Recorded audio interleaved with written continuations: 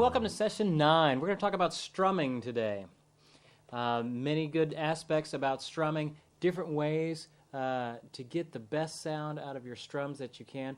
Pretty much we've just been doing single chords at this point, or single strums when it comes to chords. Now we're going to get a little bit more complicated, start making a little bit more music with it.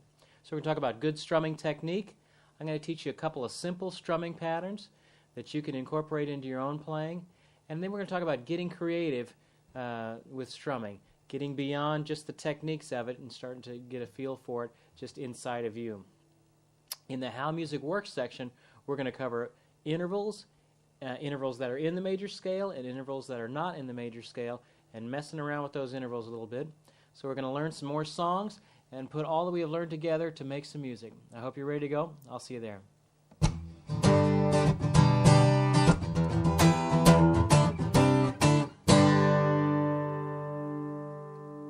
Okay, let's talk about strumming.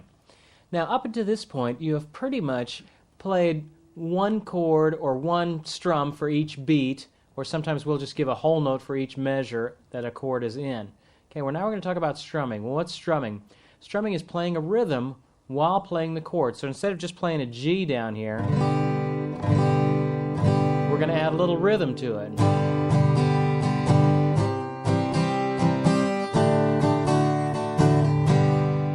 Now, by the time we get to the end of this session, you'll be able to do that because that's one of our simple rhythmic patterns that we're going to be talking about, simple strumming patterns. Okay, so just adding some simple strumming to your chord playing helps you to start making music, and that's what it's all about. Okay, so let's first start talking about technique. In our right hand, not much that needs to happen, but a couple key things you need to think about. You need to hold your pick nice and firm. Okay, you need to have, because when you're strumming, you don't want that pick to be too loose, or you kind of get an awful lot of pick noise, which is not a good sound. You need to hold that pick nice and strong. You want your wrist to be loose. A lot of times folks will think, as we're getting through some of these exercises, that as you speed up, the tendency is to really tense up that hand to where you bring this wrist in and you tense up this whole forearm up here. Okay, you got to get faster, and you get all excited about that, and you get all tensed up, and that's not what we want to do.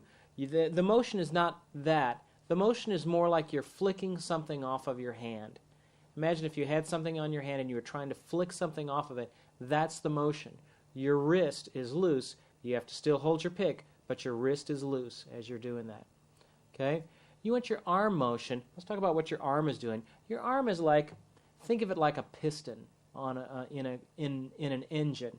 It's always going to be going down, up, down, up, down, up, down, up. In some of these examples, I will be telling you different combinations. Whatever combination I tell you, it's always going to fit into the pattern of down, up, down, up, down, up, down, up. I'm never going to tell you to do an up when you're in the cycle to do a down, and vice versa. Now that may seem like you really have to think about it a lot. As you get into it and speed it up a little bit, you realize there's no other way to do it than being consistent with the downs and the ups. So your hand is always going, even if I just told you to do 3 or 4 quarter notes on a G, down, down, down, down, there's still a silent up that you're doing if you'll notice what your hand is doing. Up, up, up. Now we're just going to start talking about making those ups into strums and getting a little bit more complex with that. Okay? So, you ready for the secret of great strumming? Here's the secret right here. I'll say it probably a dozen times during the course of this. Keep your hand going. The temptation would be to make it stop, and that's going to make you sound choppy and uneven, and it's not going to work. What's the secret? Keep your hand going. Keep your hand going. I could play that rhythm like this, but it doesn't sound right. It kind